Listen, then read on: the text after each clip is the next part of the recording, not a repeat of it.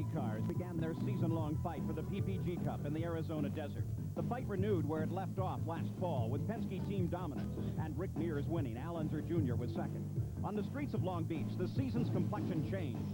Second-generation drivers Al Unser Jr. and Michael Andretti shared the front row, both now regular threats to their elders. The closing laps saw little Al chase Mario down, inching closer every moment, stalking, pursuing. Both cars Chevy-powered, both Lolas, nearly equal cars, two drivers consumed with winning. They touched. Mario's day was over. Little Al had the lead. Two drivers, one in the spring of his career, for the other the autumn. The victory equally important to both, but with different meaning to each. Little Al was trying under Mario. Mario was out. A racing accident. Little Al, despite damage, goes on to win, and now takes the lead in the PPG points. Grimly, Mario hitched a ride with his son Michael back to the pits. A week ago, the 11 Rows took the green flag in what was to become a most memorable Indianapolis 500. Mears on the pole with a new track record, but Emerson Fittipaldi swept across the front row and into the lead. On lap 2, something broke on Kevin Cogan's car, sending him to the inside wall where the car broke in half. Slamming the pit wall, Cogan came to a rest in the pits. He was unhurt. With 2 laps left, Little Al had the lead, with Fittipaldi trying to pass. They tapped one another. Al careening into the wall. Fittipaldi desperately fights for control and continues on. Emerson Fittipaldi becomes the 4th former Formula One champion to win the Indy 500.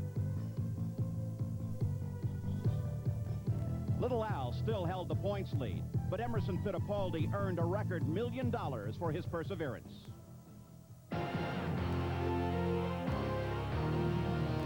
Today, the season-long fight to determine the PPG IndyCar World Champion continues.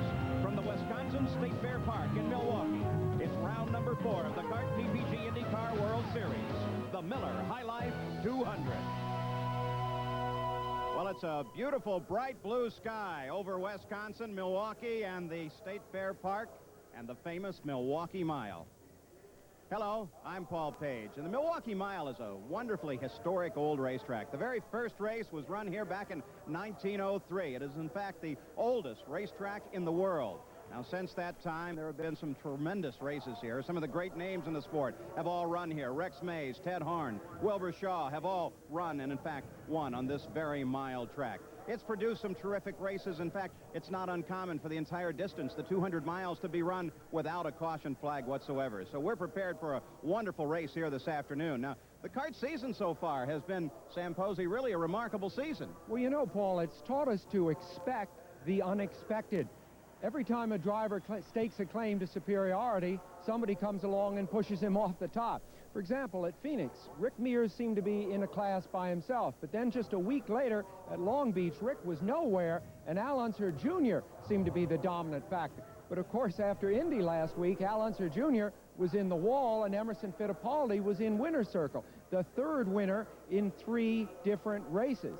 So, you know, for those of us that are IndyCar racing fans, this season has been full of surprises. We expect a real whirlwind when the green flag drops here. Now, the crews are making their final and last-minute preparations in anticipation of the command to start engines. We're only 7 days from the great Indianapolis 500-mile race, Bobby Unser, but everything changes when they come to Milwaukee. Well, it certainly does, Paul. Indianapolis is over. That means that all the teams that come here come with a clean slate, just like Milwaukee is the first race of the season. Now, Milwaukee is a flat, 1 mile, beautifully shaped oval. It's really a nice racetrack.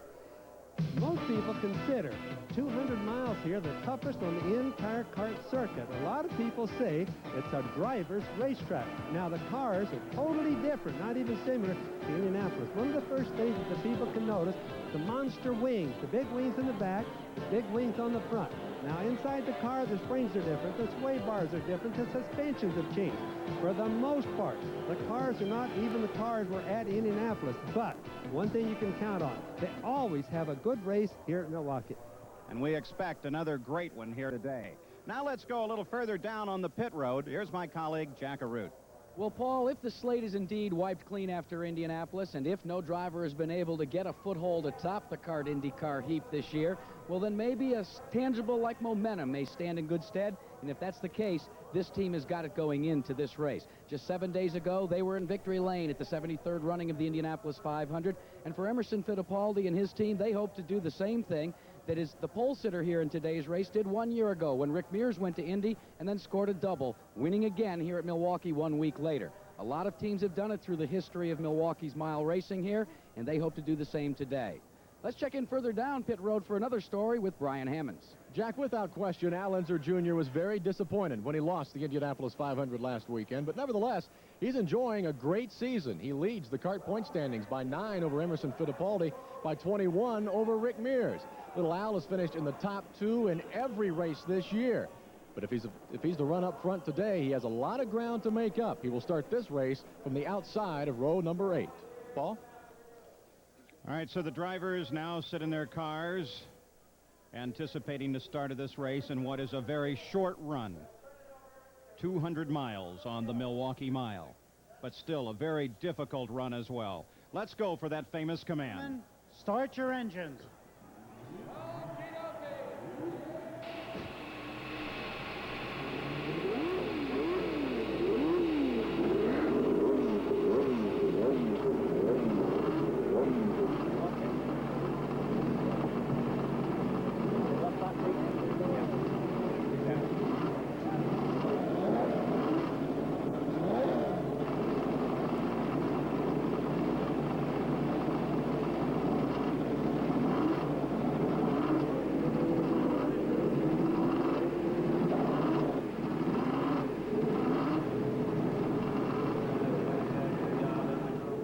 Are all fired. Al Unser Jr. sits ready. Can he reverse the role of last week and come home a winner yet today? There's the Indy champion, Emerson Fittipaldi. Thumbs up. Look at the determination, the confidence in those eyes. Of course, he just put $1 million in his pocket a week ago. Kevin Cogan back in his car despite that crash last week as he concentrates ahead alone with his thoughts, preparing for the 200-mile drive on a Sunday afternoon in Milwaukee. The front row position as Billy Camphausen, one of the officials, radios ahead to the pace car to tell them that the field set, ready to go racing. Little Al so calmly looks around to his crew. Rick Mears, the pole sitter. The engines come up to temperature now. All in readiness. The crews stand by in case they're needed. The last second just before the cars pull away. Kevin Cogan, what must be going through his mind, though for the most part he can shut it all out and concentrate on the job ahead. And Rick Mears, that bright yellow car, begins to roll away now as the front roll rolls and the starting field rolls out on the Milwaukee Mile.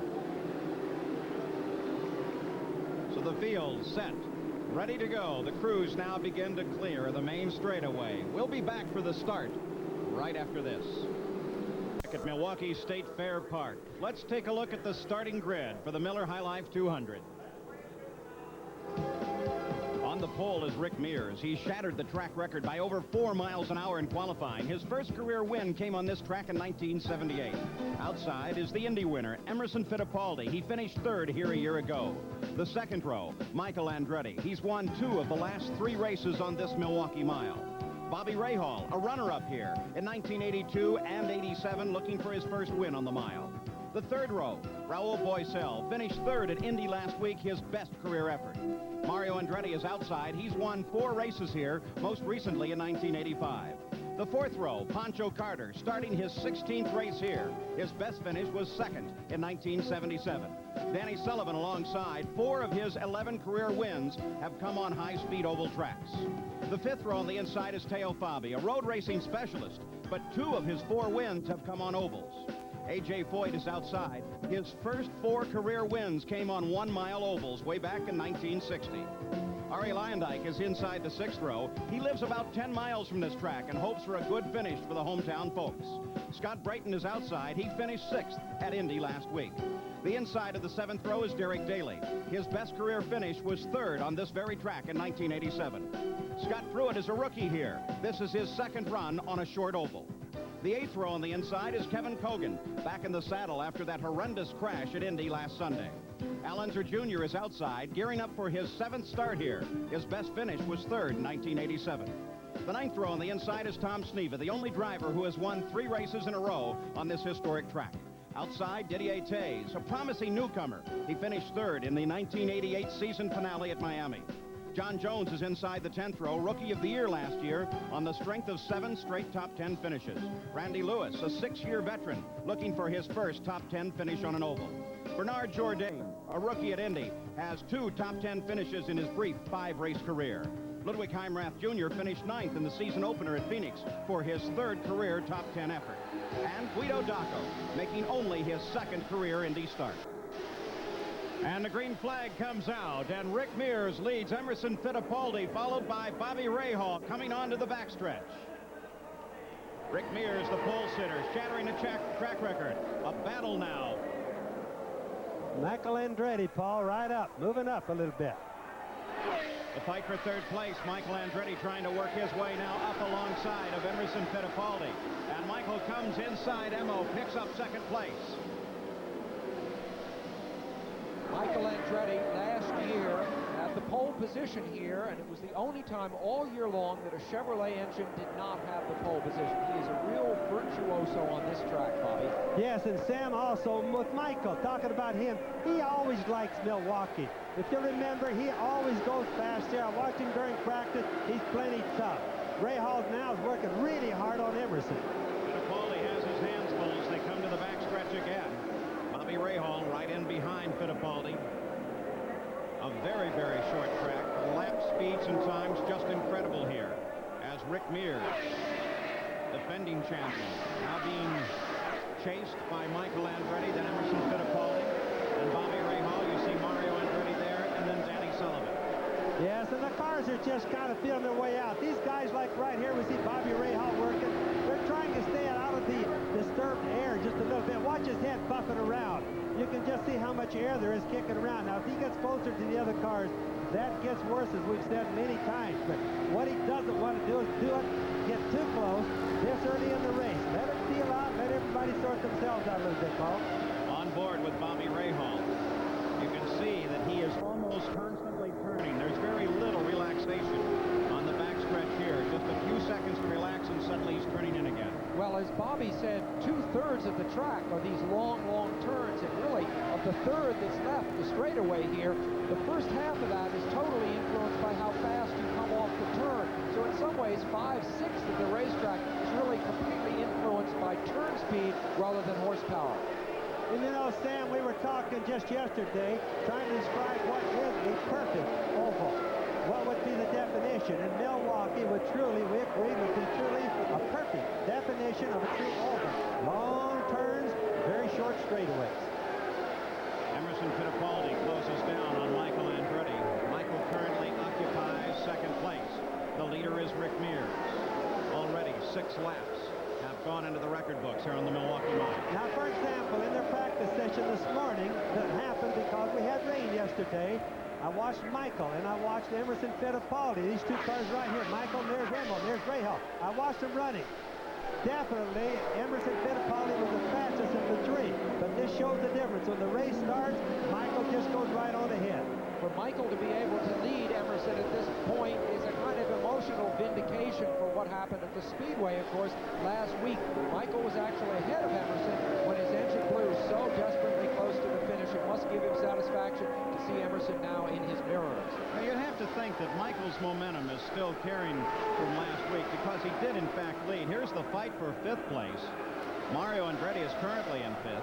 Danny Sullivan is right there, and also Teo Fabi as Sullivan drives on the inside, and Tom Sneva slows down.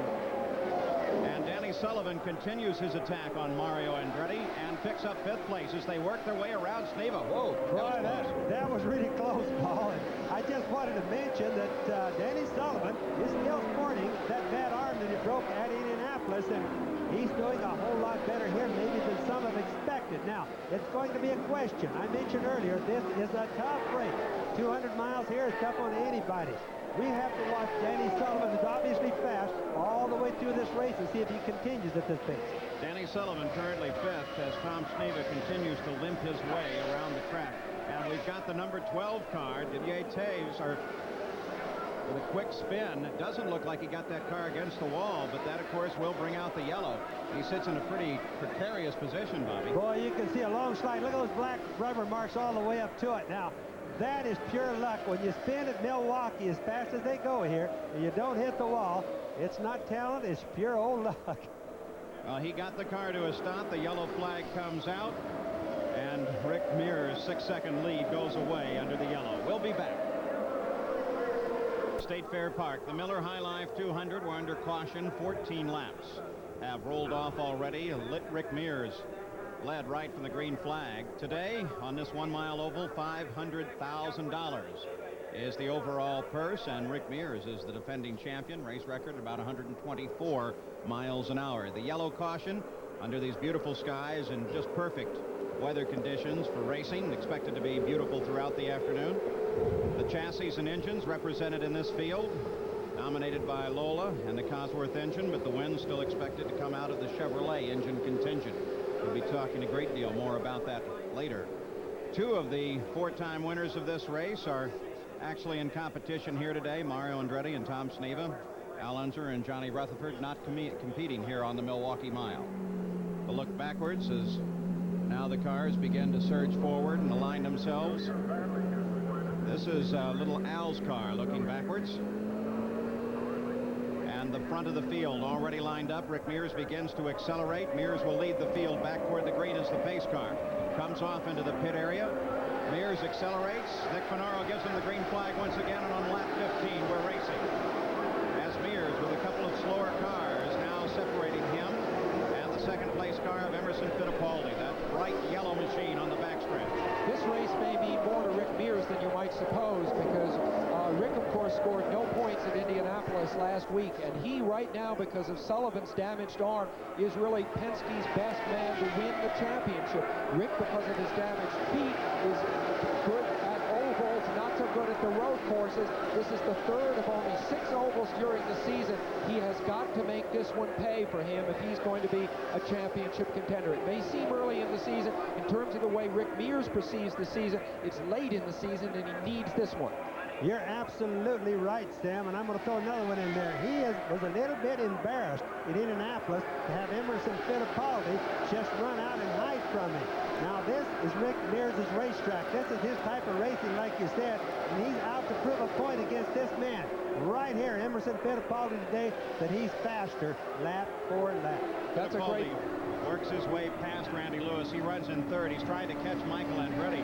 You're now back. That's Randy Lewis sitting just in front. You're on board with Bobby Rahal. You're going to get an idea here of just how exciting it is to be a racing driver on this Milwaukee Mile. You see the way you're not committed to a narrow single groove the way you are in Indianapolis, where the speeds are so much higher. You can, in fact, cut high, cut low, run all over the racetrack, and it really is an exciting and terrific course to run. All right, so now Bobby Rahal works his way through the field. Let's go to the pits. Ryan Hammond. Well, the 71 car didn't start this race. It was driven by Ludwig Heimrath Jr., but this morning in practice, Ludwig was injured. Car owner Ron Himmelgarn is with us. What happened to Ludwig? Well, we was in our last morning practice, and we was ran about 5 laps, and all of a sudden he came in and he had extreme pain in his right side and his upper back. So the Horton unit came over and took him to the Horton Center to check him over, and when they took his shirt off, they found extreme bruises on his right side. They transported him to the General Hospital here in Milwaukee, and he's under x-rays right now. So we're really not sure exactly what happened, but he has severe pains. He sort of doubled over, and it was just impossible for him to run the car. Ron Himmelgarn tried to put a reserve driver in the car, but there was nobody available. Paul? Well, they tried to put Billy Vukovich in the car, but he had no practice time on the track, so they couldn't use him. Then they tried to get Tony Bettenhausen, but he'd already left the ground, so they were without anyone to start that car, Bobby. Now that Ron Himmelgarn, just think about this. He had 3 cars in the Indianapolis race. Today he had one here at Milwaukee, and he's got one in Kansas City running with my son Robbie driving it, Paul. Battle for 6th place now. Teo Fabi does battle with Mario Andretti. Chevrolet power, Porsche power. The Chevrolet has been so dominant in IndyCar racing. As we watch Mario Andretti and Teo Fabi, an interesting thing, talk about a man with a motive. Fabi, of course, on the right in the green car, looking to stalk Mario. Mario, like Rick Mears, has won, and Bobby Rahal have each won 18 IndyCar races in the 1980s. I thought for a second Bobby there, positioning himself well, and now we see Bobby Rahal in to make a stop. He was running in 4th place at the time he went into the pit, so this isn't routine, Bobby Hunter. Well, it's definitely not routine. Let's keep in mind, they already have blown 2 engines in practice 2 days ago. Now, could this be another engine? They're taking off the hood. It's in the engine department. Now, let's see if they're going to look at the electrical or whether it's an engine problem. A Cosworth engine, Bobby, right? Yes, it is, Sam. It's a Cosworth engine. Sorry. They almost automatically go for the spark box first, because generally that's the one thing you can change quickly. And this is the new engine that we've been talking about all the month of May, and I guess I forgot about that, but it's the new short-stroke Cosworth. It's Cosworth's so-called answer to the Chevrolet. Rick Mears on the backstretch. You saw how fast he was able to get past the 12th place car of Derek Daly. And here comes the 20 car of Emerson Fittipaldi, currently running in 2nd. Michael Andretti is chasing Emo. It only took Rick about 9 laps to come back to what is already a 6-second lead, but now Emerson Fittipaldi begins to close down on Rick Mears. Now, I could take you around a little bit and show you where Emerson is getting on the gas and backing off. This track is so fast with the new tires, the new chassis, as we watch Emma go into turn 3 now, he's still running wide open. Just barely off the throttle, maybe a quarter of the way right there. Touch of the yellow line, comes right out the wall. All of that's wide open, down the front straightaway. Still wide open right there. He frees it, just for maybe a half of a second, and right back in the gas again. Now that is an astronomical change in the Milwaukee Mile from not too many years back, Paul. Emerson Fittipaldi still chasing the leader. Rick Mears leads it.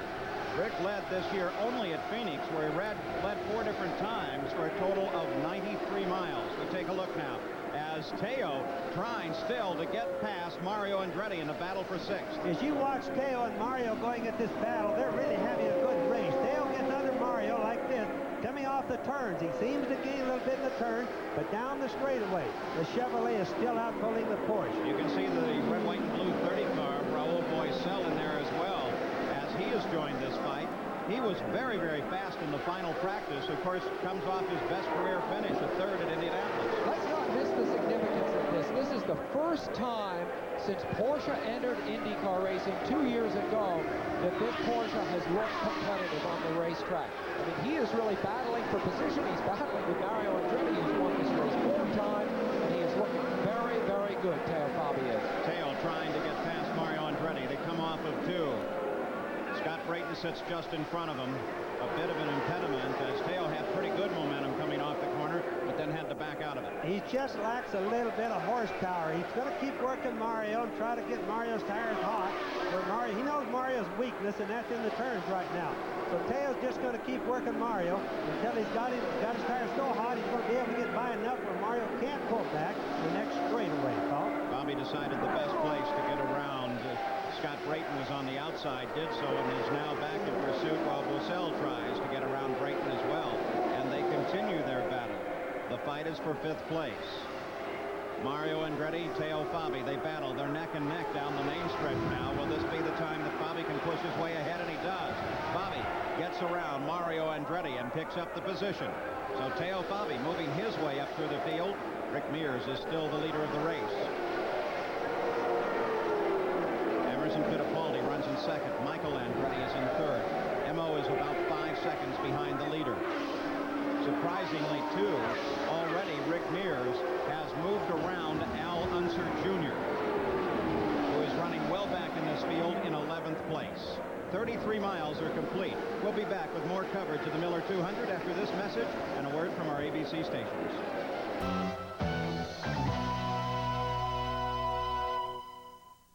We're back at the Milwaukee Mile. The famous number 14 belongs to A.J. Foyt. He made a lengthy pit stop, about 35 seconds early in the race.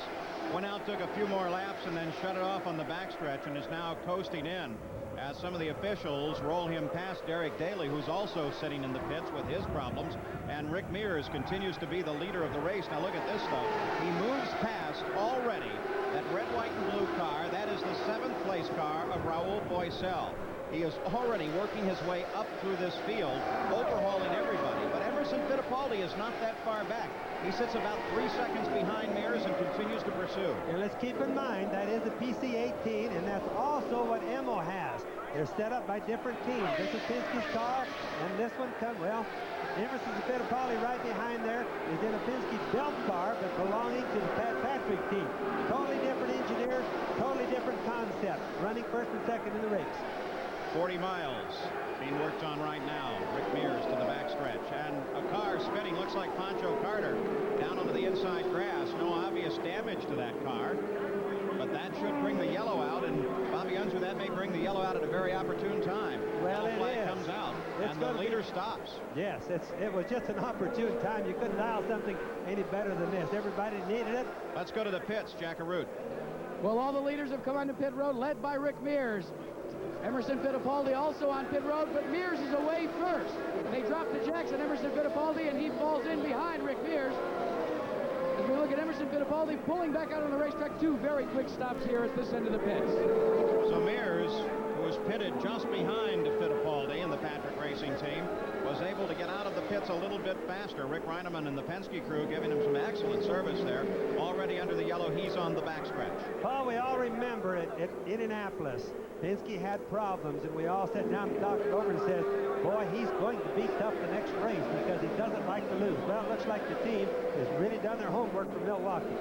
With the 29 car, Pancho Carter being now towed away as the rest of the field begins to slow down and align themselves behind the pace car. Tremendous crowd here on the Milwaukee Mile. Now remember last week, Kevin Cogan's accident in Indianapolis. There he is, back in this race just 7 days later. Let's get an update on Kevin Cogan's situation. Kevin Cogan walked away from his Indy crash feeling very lucky. The biggest scare for me, emotionally came when I was sliding along pit lane because I was covered in some kind of a liquid which I thought was methanol. And so I was sure that skidding along like that was going to spark and ignite the methanol. But, I was in a hurry to get out. And some people, I think the RCAero team threw water on me, which I was grateful for because that gave me a lot of mental relief, This was the latest of several setbacks Kevin has suffered at Indianapolis, but by far the most spectacular. A crash of this magnitude can leave even the bravest of men pondering their profession, especially a man with a new family to think about. It causes you to think a little bit more about what you're doing and is it worth it? You get paid a lot of money. Is that worth it? I can do other things. And it does add another part of how you try to determine whether it's really worth it or not. I mean, I've got a little boy and a wife now, so that's something I didn't have a couple years ago, and I get a lot of enjoyment from them. I don't want to miss that because I hurt myself. The fact that Kevin didn't hurt himself says volumes about the construction of these cars. They may look frail and unsafe when they break apart, but they are designed to do just that, to absorb the impact, so the driver doesn't.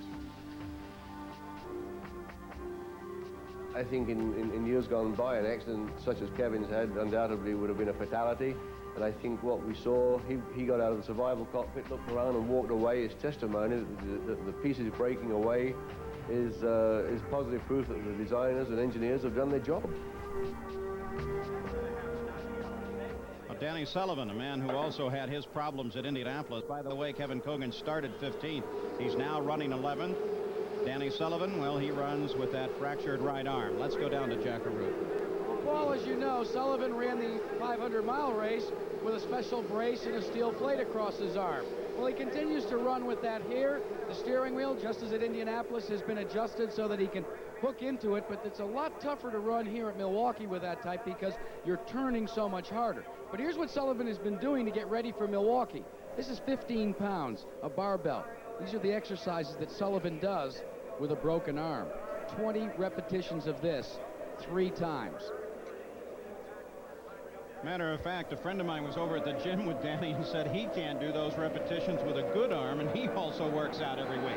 Green flag flies again. Rick Mears chooses to come all the way across, down to the inside, continues the leading of the race. And remember that just ahead of him is his teammate, Danny Sullivan. Danny runs in 4th place. Rick is really overhauling this field. Well, he's going to put a lap on just about everybody right there, at least Danny Sullivan, which Danny made a pit stop at a very bad time. They called him in too early and didn't let him catch up with Rick, Paul. So just Harry Lyondike right there ahead of Rick, and then Danny Sullivan right ahead of him. He's just about to get Harry right now.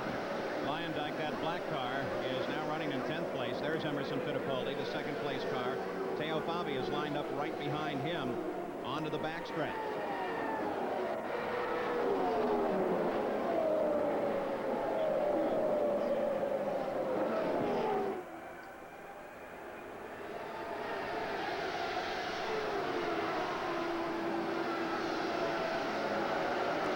Emerson Fittipaldi chases Rick Mears in 2nd place. Rick Mears, of course, the leader of this race. Michael Andretti runs in 3rd. Other sports coming up this week. On Thursday, 2 National League East rivals square off as Darryl Strawberry and the New York Mets will, under the end of the lights at Wrigley Field, to face Ryne Sandberg and the Chicago Cubs, or see the San Diego Padres meet Houston, the Astrodome. It's a season premiere of ABC's Thursday Night Baseball.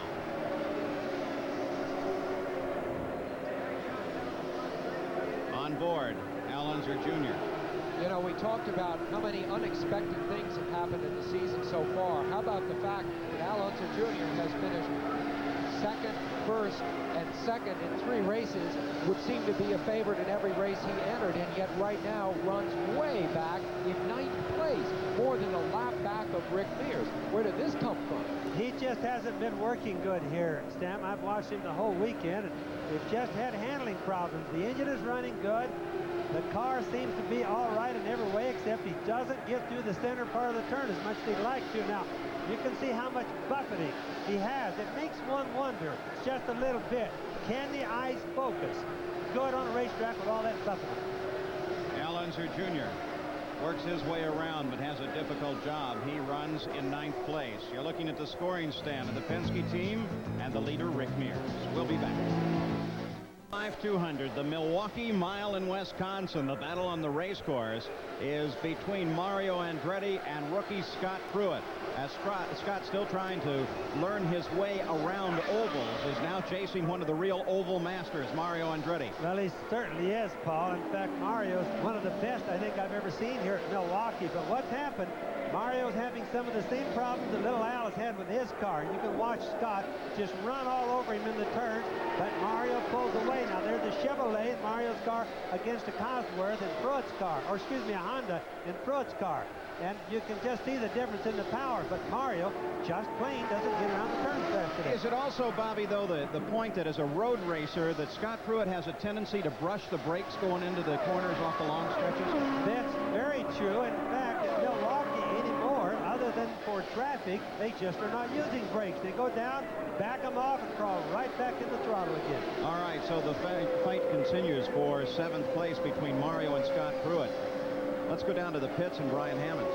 Paul, Harry Lyondike and Pancho Carter touched wheels. That's what caused Carter to spin earlier. Now, this is the right front tire of Harry Lyondike. You can see it rubbed all the white off of the tire, the writing on the tire. Other than that, there's no damage to either Lyondike's or Pancho Carter's car. Back to you. We continue to watch that battle for 7th. Scott Pruitt now takes a wider line, trying to get up alongside Mario Andretti. Scott Pruitt first drove at this track just 3 days ago, so his achievement here, I think, to be battling with Mario Andretti, whose experience goes back to the mid-1960s, is really something. Except Sam, Mario's cleared back to 7th place, and we don't very often see Mario Andretti at Milwaukee running in 7th place. He's just not handling good today. True, Pruitt, though, will get quite an education watching what Mario does as he places his car. On board now with Al Unser Jr. He currently runs at 9th. It's a position that he's been in most of the day. Remember, he was involved in that accident at the end of the Indianapolis 500-mile race, and then he walked out to the edge of the track. We asked him what he was doing when he walked out. What I was doing is I was clapping my hands and giving him thumbs up because he had done a good job all day. and he deserved the win.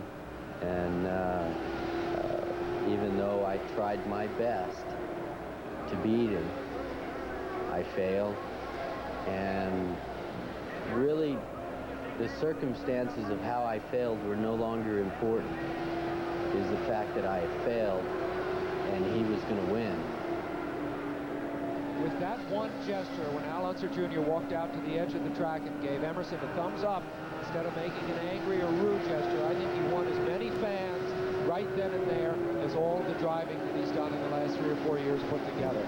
I think it taught Emerson, the whole racing fan group, and everybody a good lesson, Sam. Well, we've been watching that battle for 7th place between Scott Pruitt and Mario Andretti. There's Mario, and you can see that Rick Mears, the leader of the race, has already come up to join that battle. He's up behind Mario now, comes to the inside, already moving his way around Scott Pruitt.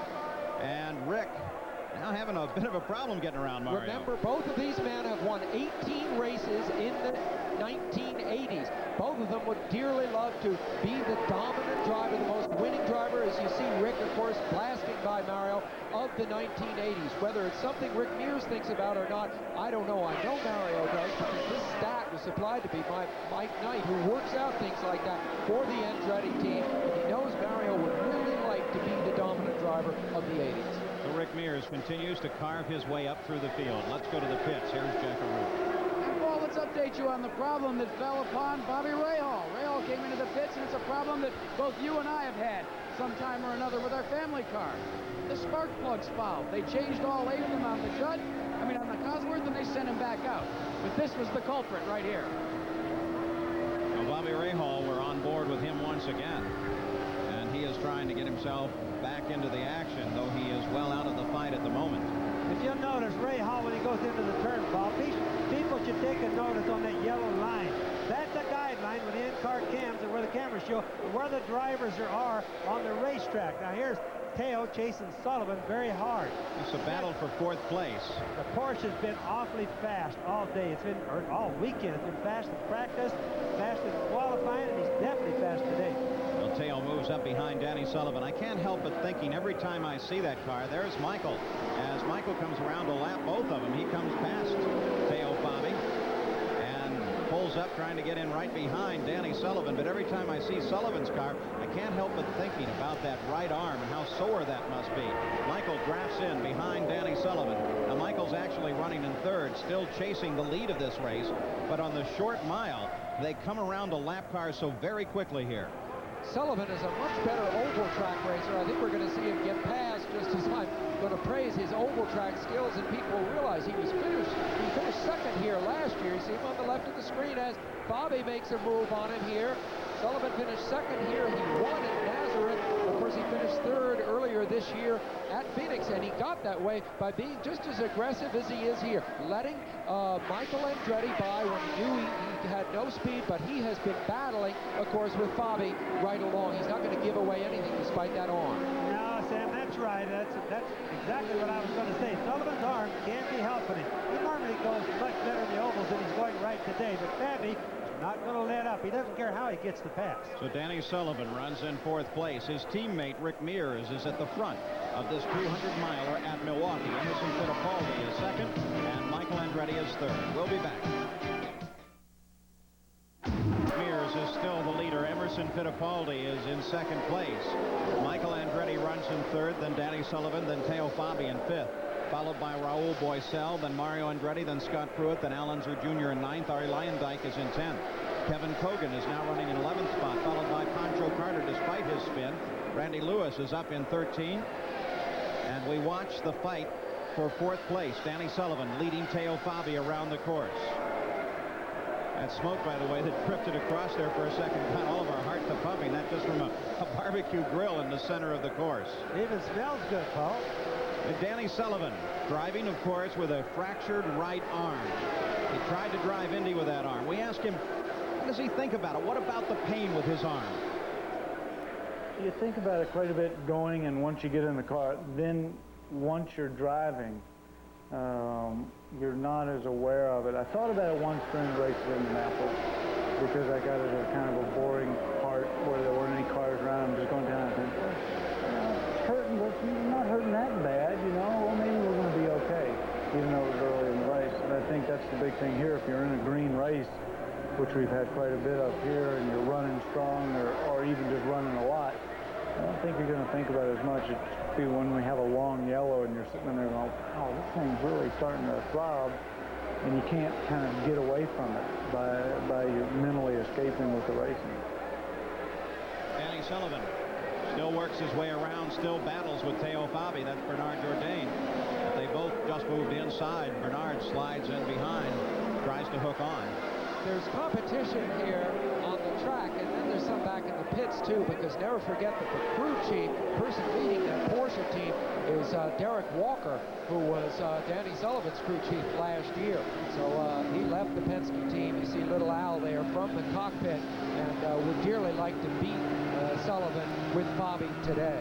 On board with Al Unser Jr. in 9th place. Now, if Al would stay in this position, and Emerson Fittipaldi runs where he is now, that is 2nd place, then Emo at the end of this race would take a 3-point lead in the 89 points. And there's Teo Fabi as he makes his way around Danny Sullivan and picks up 4th place. Now, Paul, you have to assume that Danny's arm is just not doing as good as it would otherwise, because I really don't think that Fabi has the horsepower that the Chevrolet engine has. But Fabi is obviously doing a lot better with a Porsche. They've been constantly making gains with the car, and I think that this is the best show we've seen on this type of track for this car since it's been coming to kart racing. Well, actually, Teo Fabi had a good finish last year on another mile at Nazareth, where he finished 4th.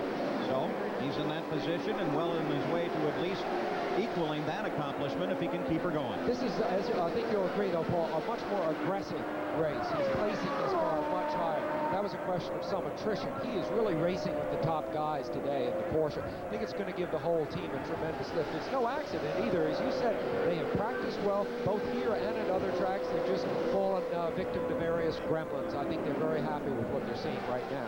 Teo Fabi now handles up Randy Lewis. Let's go to the pits, the Porsche pit. Here's Jack Arute. Well, a year ago, this man was wearing yellow and also gold as part of Danny Sullivan, Team Penske, and Rick Mears, but now you're in the green, and Derek Walker, you're doing quite well with the Porsche team. Yeah, we've got a little bit of a problem on the straight line. We can't get past people as well as we'd like, but we're running there. We're just hanging in there, waiting for the next yellow to try and take advantage of something. Now, as Danny Sullivan looked, though, in his defense, like he was slowing down a bit. Yeah, I don't think he can hang on any longer. The Italian determination beat the American pizzazz, maybe. Well, that's it from pit road, Paul.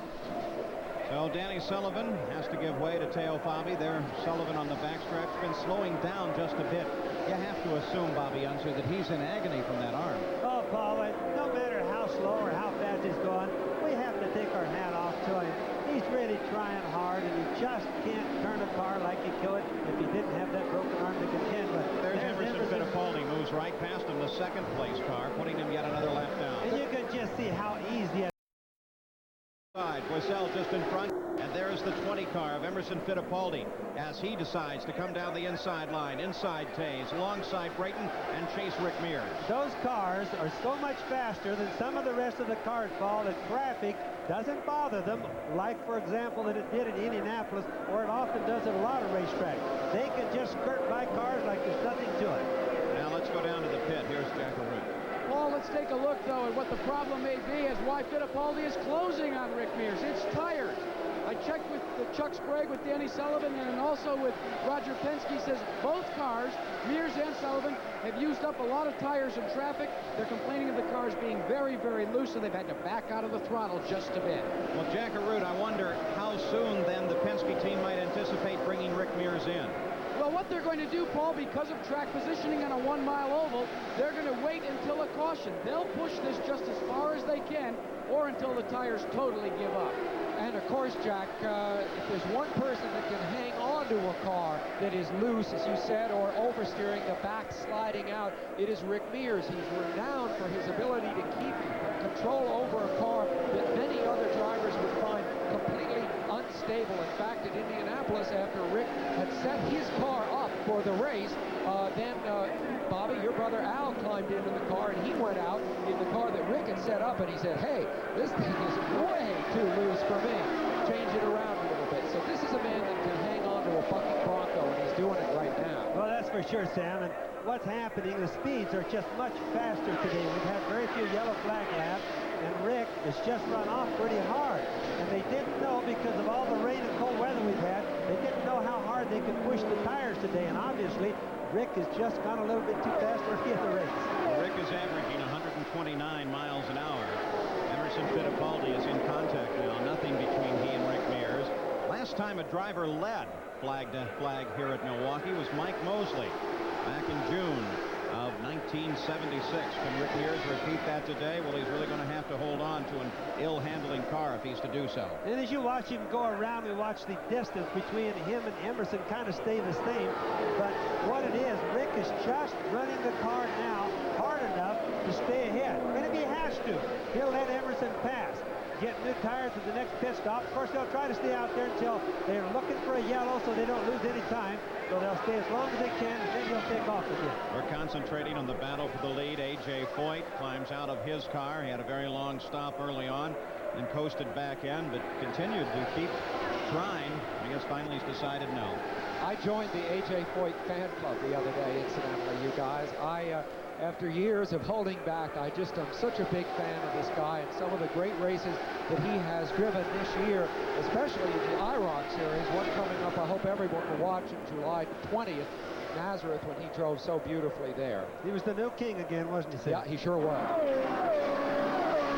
Rick Mears being chased by Emerson Fittipaldi. The gap now down to just half a second.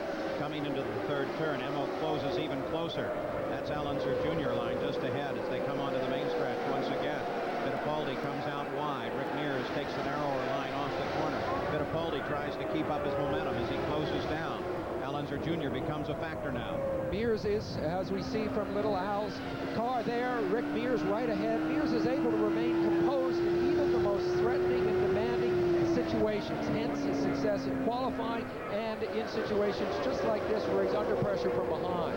And Rick Mears pulled down way, way low. Emerson Fittipaldi almost got past, almost looked as if Mears was thinking about a pit stop, but came down way below the pit line. He does it once again. Now, what you can tell, Paul, is his tires are bad, and he's hunting for dry pavement, some place where he doesn't slip as much.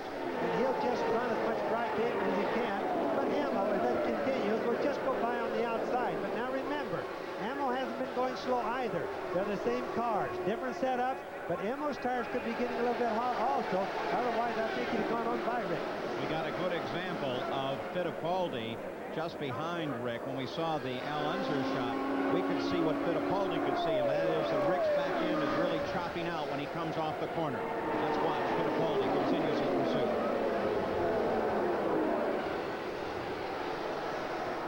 And Fittipaldi, just that quickly, comes past Rick. Rick pulled down inside the line. Rick picks up the position. Fittipaldi drops in behind him. That's Danny Sullivan, Rick's teammate. And Roy Boisel to the outside. The only thing that saved that pass from happening, Paul, was the traffic. Rick just isn't sticking that good, but he did go to the smart place. He read the traffic really good, went right to the bottom, underneath the yellow line. Remember, the cars can run any place on this particular racetrack that they want. They don't have to stay above or below any certain line. Well, Rick Mears' best speed in this race has been 149. As Mears comes into the pit, he's dropped down to 135 miles an hour.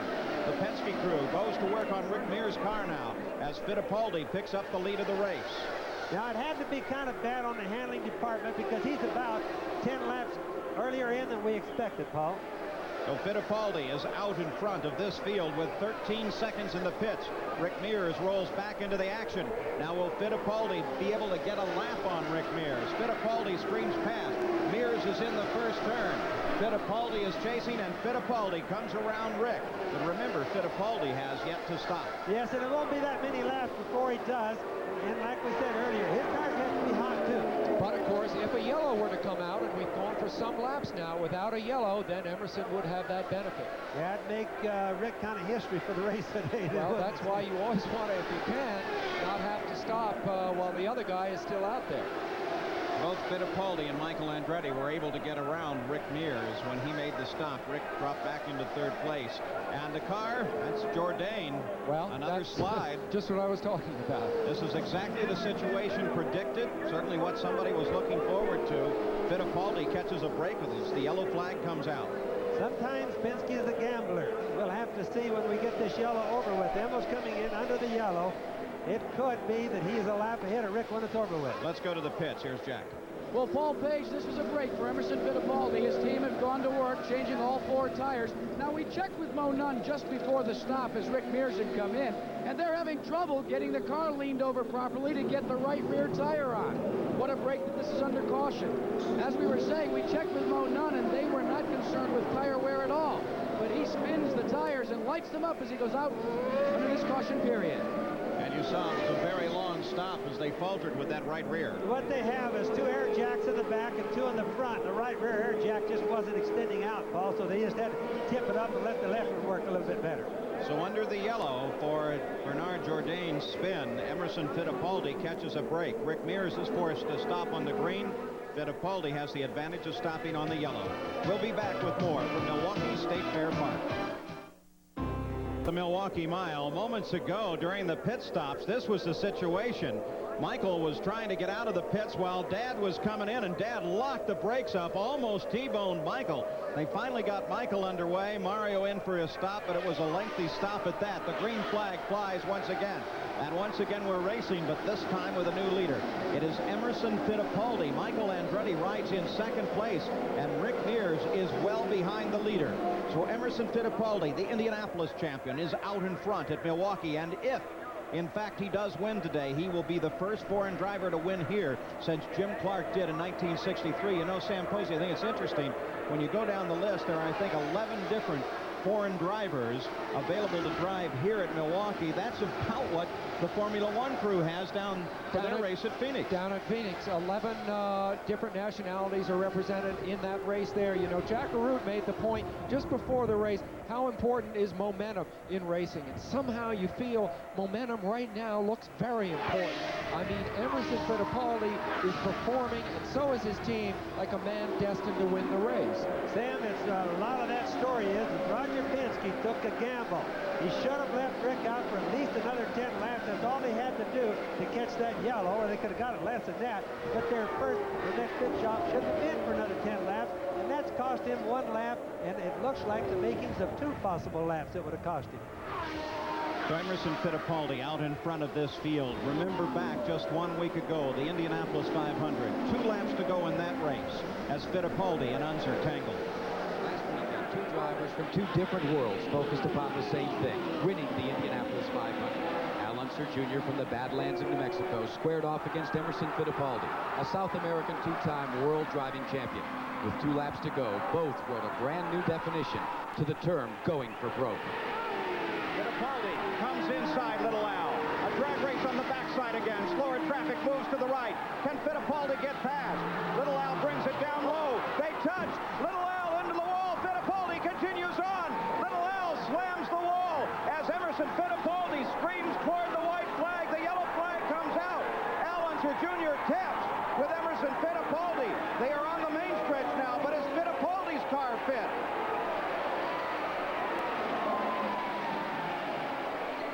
When I got into the corner, I mean, I was coming on the completely wrong line, and my car starts drifting. I was in the turbulence of the other car. And then I move a little more, and our junior was very close. And I think more than a touch, what I feel, the touch that was very small, but must be a lot of turbulence between the cars and low pressure situation. That was the critical moment, because I feel the back end going, and I got sideways, and I just, you know, my reaction, I crashed in the same place 2 years ago on Carburation Day, and I overreacted that day. And luckily this time I just put a little bit of opposite lock, and I hope for the best. You're coming down to win the greatest race in the world, and you're not thinking about life, you're not thinking about money. The only thing you're thinking about is winning. And that's what I was thinking about, was winning. And on my mind, all that left, I knew I won the race, but at the same time was a very mixed emotion moment, because I didn't know if he got hurt. And I didn't know if he hit the wall. I couldn't see on my mirror. I knew possibly he just spun off. And there was a big release coming next lap that I saw Junior giving the thumbs up to me, and was, you know, and I won the race. Then was fantastic. I mean, that was the best feeling I had any race in my life. So Emerson Fittipaldi, a week ago, wins the Indianapolis 500 and $1 million. Al Unser Jr., we're looking backwards from his car. Scott Pruitt in pursuit. Currently runs in 7th place, trying desperately to catch up to the lead. Rick Mears, the early leader of the race, has fallen to 3rd place. Michael Andretti is now in 2nd place, 4 seconds behind Emerson Fittipaldi. And Danny Sullivan continues to drive with the problem on his right arm as he tries to work his way through the field. He's doing battle with Mario Andretti, and they are fighting for 8th position. Bobby Rahal is right there as well, though Rahal is well off the pace, running in 16th. Curiously, neither of the Penske cars did well in the exchange of pit stops, which is unusual for Penske. In fact, the whole team this year seems to be suffering from a series of maladies that really began when Derek Walker, their longtime crew chief, left them last year. Then Walker hired away another Penske mainstay, Peter Parrott. They were troubled by their Long Beach performance, so they didn't do well. They canceled the 500-mile test that they usually put in at Michigan. And I think that hurt them, don't you, Bobby, at the Indy 500. And the Penske team is not performing with its usual smoothness this year. Well, they certainly are fast. There's no question about that, Sam. But I think it was just a mistake bringing Rick in as early as they did. I think by now Roger knows that, but he's a gambler. Sometimes if he sees Rick out there suffering, he just says, hey, gotta bring him in, give that boy the best car I can. But Danny Sullivan continues to battle with Mario Andretti. We reported that Ludwig Heimrath did not start this race, and the reason he didn't was he injured himself climbing into the race car for the final practice section. Now, this is a surprise. He actually doing that fractured his rib, his right side. He's been treated, released from the hospital, but a very sore young man. Well, Paul, we don't want people to think these cars are really that hard to get in. That was a very, very abnormal type of an accident. I know race drivers do this thousands of times, never break anything, so just believe that. But how about the irony of that after we saw those accidents at Indianapolis in which no one was hurt, and then a man was hurt getting into his car? Continuing to watch the fight in front of Bobby Rahal between Danny Sullivan and Mario Andretti for 8th place. Let's go to the pits. Here's Jack.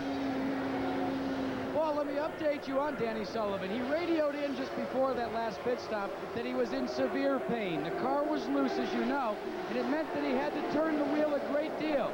He just got past Mario Andretti, Jack. He's driving a superb race, considering. Well, let me explain to you what they did on that pit stop. They adjusted the wing, tried to tighten the car up. He radioed in about 2 minutes ago. The car feels much better. I think I can drive it a little bit harder. Well, that's exactly what he's doing, because he moved past Mario Andretti and picked up a position, now running in 8th. You know, Bobby made a point earlier that Danny was running some unusual lines. I think it may have had less to do with the handling and more to do with the fact he was trying to seek out smooth places on the track. Very bumpy track, as you pointed out, Bobby, but there is a line around here, a shallow one, where it's a little smoother. Now we're on board with Bobby Rahal. Just notice the difference between his helmet bobbing around and little Al's bobbing around. They obviously have a different aerodynamic problem. 127 miles are complete, 200 miles, 200 laps the total distance. Will Emerson Fittipaldi be in back-to-back winning positions? Well, we're back at Milwaukee. The battle continues to the lead. Be sure and join us tonight after Peter Jennings will host the World in Turmoil, the 2 major world events with the suppression of students in China and the death of the Ayatollah. Watch this ABC News special tonight. Very important. 7 Eastern, 6 Central, and Mountain Time. Let's go to the pits. Here's Brian Hammonds. Paul, in that altercation on pit road between father and son, Mario and Michael Andretti, Mario suffered a damaged left front wing. They didn't change it at the time, but the crew is standing by with the replacement. They do plan on changing it if Mario can pick up a caution period. Back to you, Paul. Well, Danny Sullivan was able to get around Mario. That could have been part of the reason why Danny Sullivan continues to drive with that terribly painful right arm. But they have tightened the car up for him, and it seems to be helping. Here is Mario Andretti. He's now been passed by Ari Luyendyk as well and dropped back to 10th place. What do you suppose the conversation will be like on the Andretti family jet going home? Well, you know, Sam, and back up a few years, and guys like Roger Penske, Pat Patrick, the leading teams, in many cases don't fit their cars together, just because problems like that often did happen. They used to put one away from the other one by a full pitch of another car. Now today you see Penske's together and you see the Andretti's together. The thing's going to cause everybody to do a little bit of thinking further on down the road. I think that's because there's so much electronic equipment now in the pits, don't you, Bobby? You really need to be, you have a kind of battle center there. Well, here at Milwaukee, the laps are only taking 29 seconds a lap, so they don't have time to get away from each other. All right, so Emerson Fittipaldi is out in front of this field. There's Mario and Michael Andretti in contact on the race course here, on a team together for the first time this year.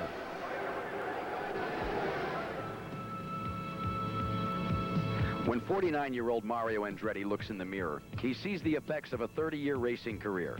The once jet black hair is now peppered with gray. His Roman features have been softened by thousands of miles of racing, yet eyes that burn with an unceasing intensity remain.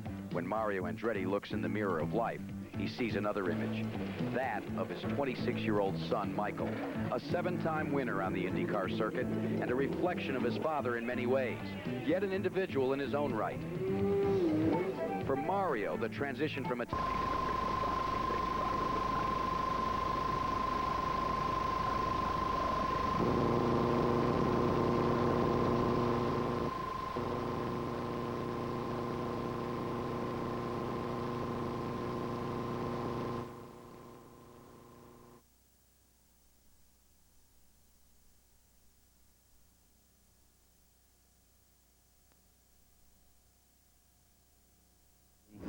into it. He never tried to keep me away from it. It was totally my own decision. I had to prove maybe that, you know, I can do it, and I'm not going to do it just because I'm Mario Andretti's son. Michael is his own man, make no mistake about it, and in many different ways I think he probably approaches things differently. And maybe in some ways, which I think is good, he's not even as patient as I am, which is good. He demands a lot for as young as he is and as long as he's been in the business. Their competitive nature is the same. On Father's Day in 1986, Mario beat his son by 7 1/1000ths of a second for the victory. Do you want to say anything to your dad right now on national television? Well, happy Father's Day, Dad. This year, Michael joined his dad at Newman Haas Racing as Indy's first ever father-son team. Now the spotlight focuses even more sharply on the name Andretti. I can compare myself directly with, I think, the greatest race driver of all time. And so that's good for my confidence, I guess. If I can run or keep up with that, I'd say I'm doing okay. There's no overstatement with success in our family. You know, we try to sort of be as level as possible because that's the way your whole family, I think, has to act toward, as I say, success and failure. There's the leader, Emerson Fittipaldi, 14 seconds out in front of Michael Andretti, who on his own scale is doing particularly well because he is 8 positions ahead of his father. Rick Mears lies back in 3rd place, and just behind him is Teo Fabi, who is beginning to close in. There you see the green and white car.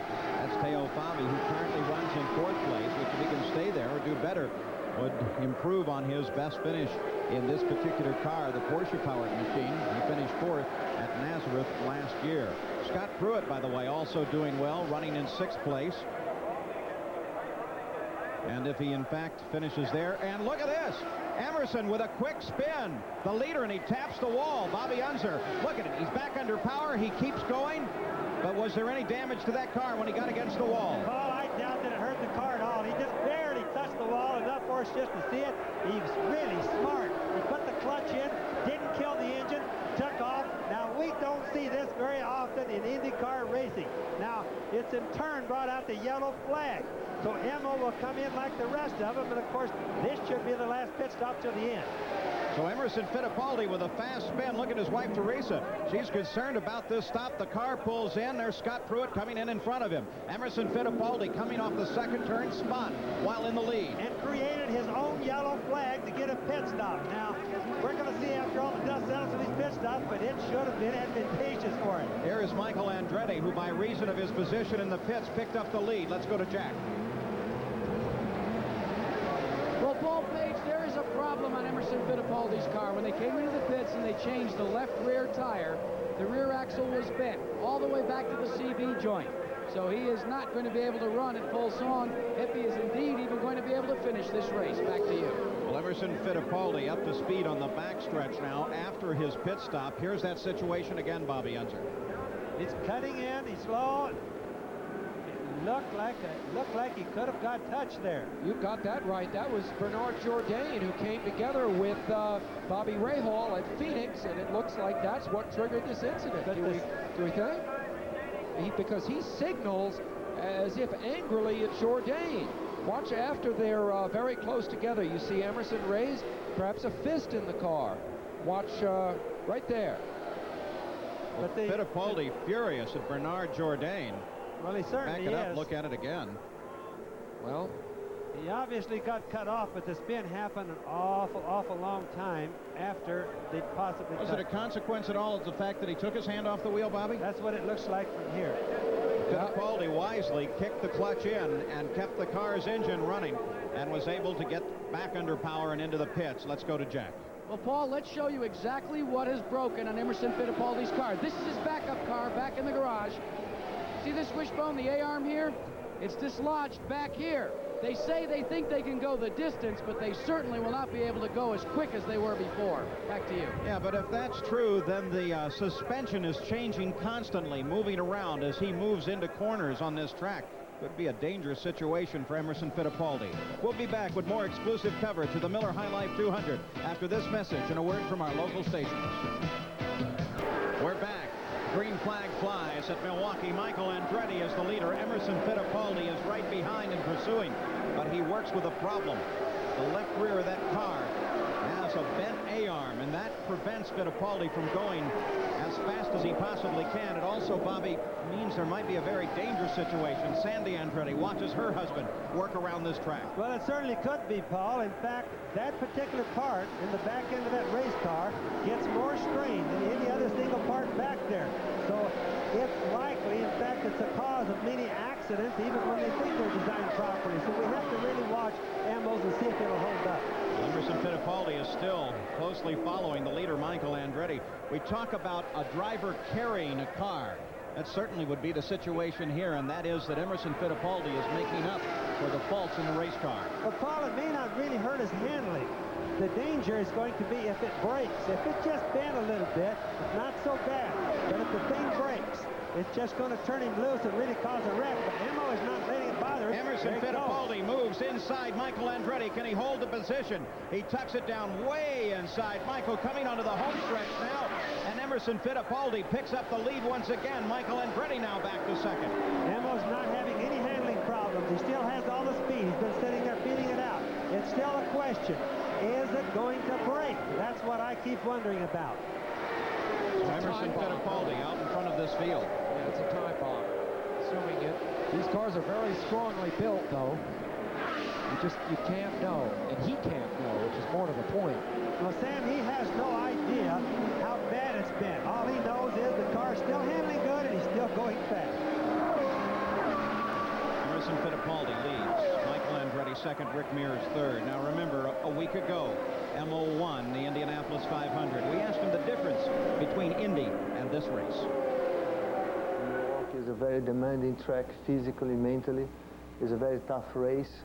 It's a very close race, wheel to wheel. I mean, the cars will run very close, and it's a different technique. You drive much more aggressive here than you drive in Indy.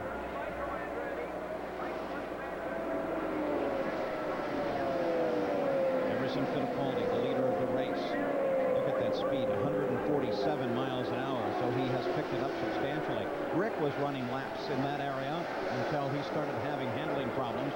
Slowed down to about 135 miles an hour. The average speed of the race, 127.8 miles an hour. Fittipaldi on the backstretch. Next Saturday on ABC's Wide World of Sports, Sunday Silence has an appointment with horse racing history at the 121st Belmont Stakes. 11 horses have captured the Triple Crown. Next Sunday, Sunday Silence hopes to join the ranks of the greats like Citation, Secretariat, and Affirm. Live coverage, the final leg of the Chrysler Triple Crown Challenge on Wide World of Sports. Let's go to Jack. Paul, we all know that the arm is bent on Emerson Fittipaldi's car, but he does not. The team has elected not to tell him. He thinks he's got a perfectly fine race car. Back up to you. Well, Jack, the deception seems to be working. Fittipaldi is in great shape. His best speed has been 148 miles an hour, and he's only running a little bit behind that. As Ari Lyondike just got around Mario Andretti and picks up 8th position. You know, Paul, I just want to mention that I can only remember one time in all of my racing that somebody created their own yellow flag when they needed one, came in, made a pit stop, and went out, and still is leading the race. Now, even though Emil slid back to second for a little while, he is back in the lead. His race car's bent to the people that don't know it. He doesn't know it yet. He thinks the race car's fine, just like Jack Arute did, and look at him go. When I'm thinking about that, I guess I'm thinking about Danny Sullivan and Mario Andretti at Indianapolis. Is that what you're referring to? Where Danny spun trying to get around Mario and created a yellow? That is definitely one of them. There was one other one at Trenton, New Jersey, when Bobby Unser went on to win the race. He lost a whole right front tire and created his own yellow. I just knew that you were thinking about a Bobby Unser incident. Who was that Bobby Unser anyway? Was he one of those old-time drivers? Well, I'll tell you what, Bobby Unser has had more than his share of good runs on this particular race course. Emerson Fittipaldi is now up behind Al Unser Jr. Little Al is running in 7th place. You look back from the back of Little Al's car to Emma. Of course, it's a performance like Little Al is turning in now. You know, and here they are just like Indy side by side, of course, this time with a few inches between them. But it's this kind of performance which wins a championship for you. Obviously, Little Al is not going to win the race today, but he's in 7th place, gaining valuable championship points, which will count later in the game. Well, Little Al gave him plenty of room as Emerson Fittipaldi has completed 163 miles of the scheduled 200. 200, where Emerson Fittipaldi is still the leader. Michael Andretti is about 8 seconds back. Fittipaldi driving with a crippled car and doing battle with Pancho Carter, who is sticking right with the leader of the race, despite the fact that Carter is running down in 11th place. You take a look at the top 5. Rick Mears, who led in the early going, is now running 10 seconds behind the leader in 3rd place, followed by Teo Fabi in 4th and Raul Boisel in 5th. On board now with Al Unser Jr., currently riding in 7th place. Let's just follow him around the mile at Milwaukee.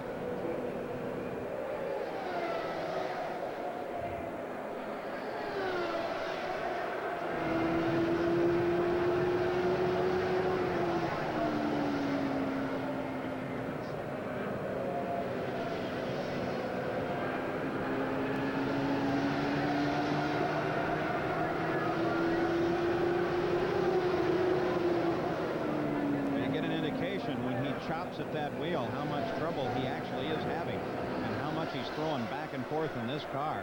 This is a very, very rough racetrack. Now we can see Little Al on the track and from his onboard camera.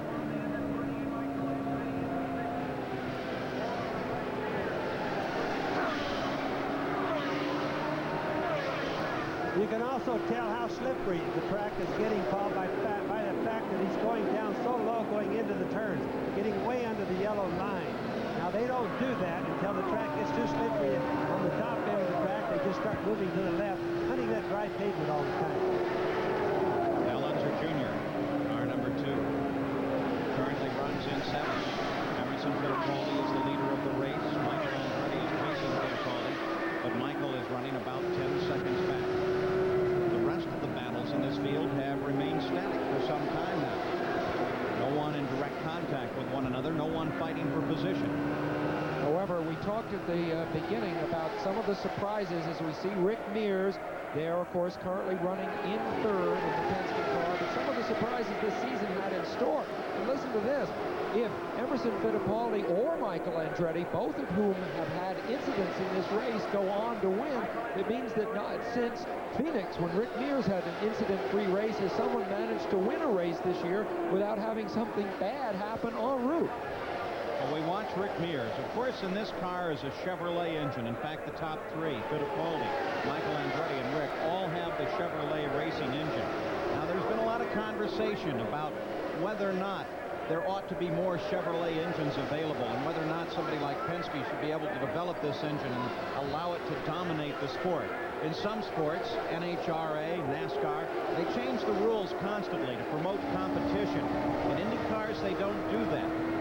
Well, no, and of course in Formula One, they have a totally different approach, which is that everything, the rules are the same for everybody, and if you build it, you can keep it. I mean, you don't have to make it available to anybody else. A completely different approach. It's pure and fair in a sense than NASCAR, but it has its vulnerability too, because, for example, whoa, I think we see Fittipaldi. The leader slowing down all of a sudden. We'll come back to that thought, Sam Posey, but Emerson Fittipaldi just suddenly on the main straightaway slowed down. He raises his fist in the air on the backside, indicating that he is in fact slow on the race course, so the other cars will know to avoid him.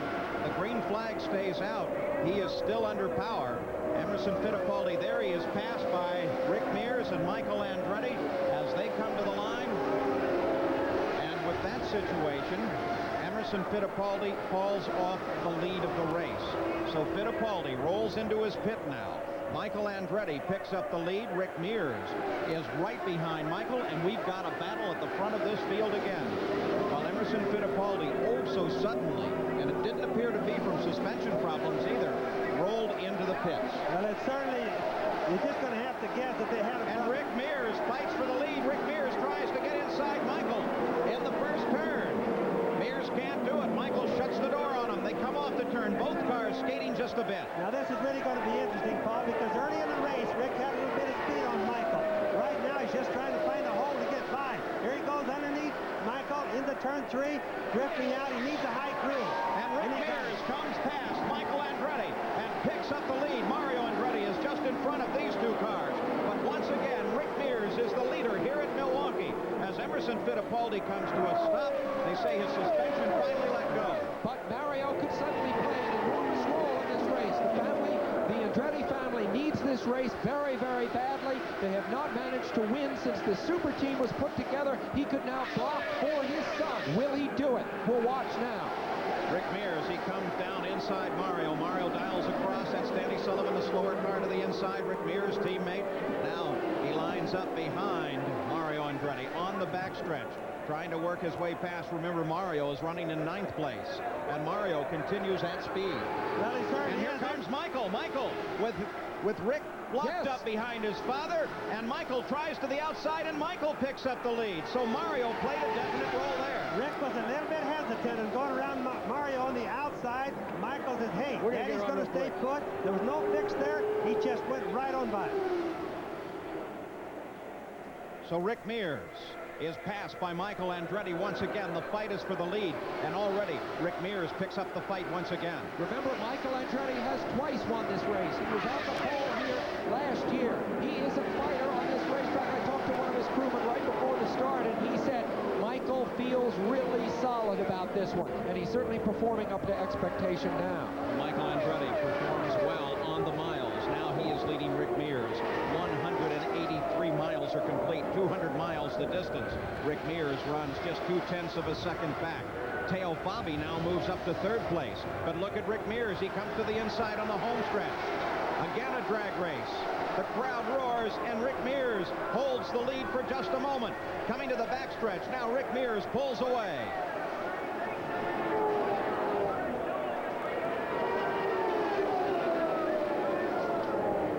So the lead changes once again.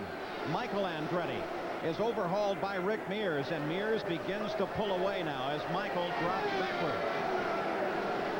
Mears leads it, followed by Michael, Teo Fabi, Raul Boisel, and Scott Truitt. We'll be back. Milwaukee, Rick Mears, the bright Pennzoil number 4, is the leader of this race. Michael Andretti is following about 2 seconds behind. Teo Fabi is 3rd. Boisel is 4th. Let's go to the pits, Brian Hammonds. Last week, Sandy Andretti went through the gamut of emotions, with Michael leading the Indianapolis 500 and then falling out with a blown engine. What's your feelings now as he battles for the lead with Rick Mears? Well, I just hope and pray that he finishes, and maybe dear Lord will be on our side, and he'll take the checker flag first. Last week, Michael could not finish. If he does today, he just might win this race. Paul? All right, Sandy Andretti watches as Rick Mears continues the lead. Her husband, Michael, is about 1.7 seconds back. Well, they're certainly putting on a good race, but Rick has just smelled new race-winning tactics. He's really hooked it up. Whereas Michael is pushing as hard as he can. No more pit stops until the end of the race. This is just going to be a fight all the way, first and second place. Oh. Well, that's Pancho Carter that rolled in behind Rick Mears. Pancho is running in 9th place. Bernard Jourdain is also there, separating Michael Andretti from the leader of the race, Rick Mears. More than any other driver on the track, Mears is someone who can adapt to changing conditions. You saw him look terrific at the outset, then he was in trouble for the whole middle part of the race.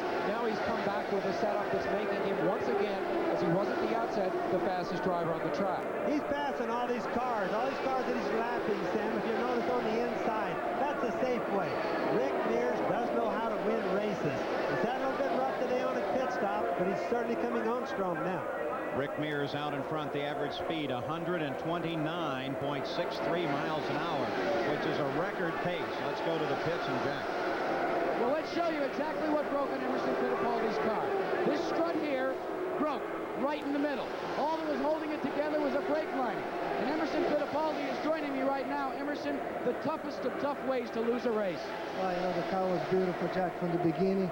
I feel very quick, and I was on passing, trying to pass Jordan on the inside, and he hadn't seen me, and I went on the grass, and I lost the control of the car, and it was really slow. It's a shame, you know. So he'll have to watch someone else go to victory lane this weekend, Paul Page. Emerson Fittipaldi out of the race. Rick Mears picks up the lead, averaging now 129.7 miles an hour. The old race record set by Mario in 1985 at 124.1, so a full 5 miles an hour over the race record now with 7 miles to go. That would make it a particularly bitter day for Mario, who that's Michael right there, because after all, it does put Rick ahead in the total number of wins in this decade, 19 to 18, assuming he can hang on. You know, with all the changes that we've seen here today at Milwaukee, it shows you why Milwaukee is always one of the greatest races we ever see, Paul. Well, it produces some great ones. Another one here today. What a surprise to see Rick come in for that pit stop, and then a yellow go to the benefit of Emerson Fittipaldi shortly thereafter. Fittipaldi picks up the lead, spins, maintains the lead, has the brake in the left rear, lower A-arm of his car, which finally puts him out of the race. Michael Andretti leads for a while there, and finally Rick Mears is able to get past Michael. They battle, and Rick Mears picks up the lead once again. And right in front of Rick Mears, Danny Sullivan. Danny pulled over and let him go, but Danny is still running. A tribute to him with that broken arm. I had started to catalog the whole list of things that might be wrong with the Penske team, but this is a team with greater depth probably than any other team, and to see them fight back in this race, never give up, may be a harbinger of the way they're going to fight through their entire season. Getting Sullivan's arm back in shape, getting Mears positioned as well as he possibly can on the ovals, and keeping them in contention for the championship right to the end. Bobby Unser, we were talking about the Chevrolet racing engine in that car, and you think that the situation is good. This is free enterprise working. It is. That's the United States, and that's the way it's supposed to work. You know, everybody that have the other engine, it's called the Honda, the Judd engine. There's the Cosworth. There's the Buick. Everybody has equal opportunity. For example, we used to have the Offie when hardly anybody else had one. Then Al come along with the Cosworth in the Parnelli Jones cars, and they only had it for a while. So I think it's good that Chevrolet's doing what they can. They can only build what will stay together, Paul. Of course, Chevrolet paid for their current success with a long year with the Penske team trying to get that engine properly developed. As Rick Mears flashes across the line now, sensing the possibility of victory with just 2 miles to go. In second place is Michael Andretti. Can he catch Rick Mears? It does not seem likely. Rick Mears on the backstretch now. His wife, Chris Mears, on the scoring stand. As he comes around, she will tap out 199 laps. And Nick Finaro shows the white flag, indicating 1 more lap to go to Rick Mears. Michael Andretti runs in second place. Teo Fabi, if he can maintain his position, will see the best finish of his career in the Porsche car as they continue to move forward. Rick Mears working his way around now. Back to the home stretch again. Twin checkered flags in the hands of the starter, and Rick Mears has won the Miller High Life 200. Rick Mears wins here in Milwaukee, and he does so at record speed, nearly 6 miles an hour faster than Mario Andretti's record set in 1985. And remember, that average speed is only predicated on how many yellow flags. The cars today have been awesomely fast. Fastest race we've ever seen here at Milwaukee, and certainly one of the most exciting.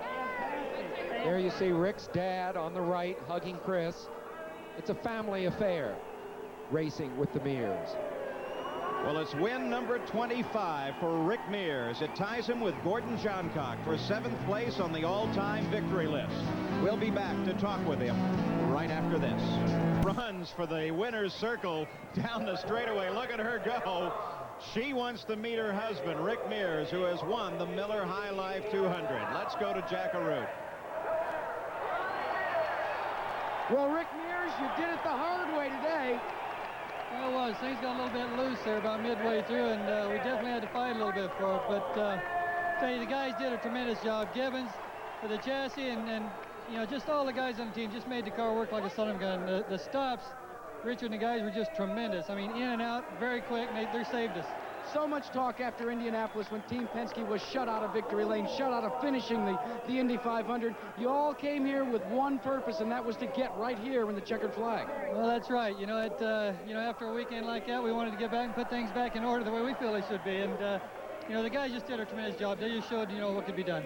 Well, Chris Mears is here, your wife, and I'm sure she wants to make a suggestion. She ran all the way. Chris, you ran all the way to get here. I did. I was busy.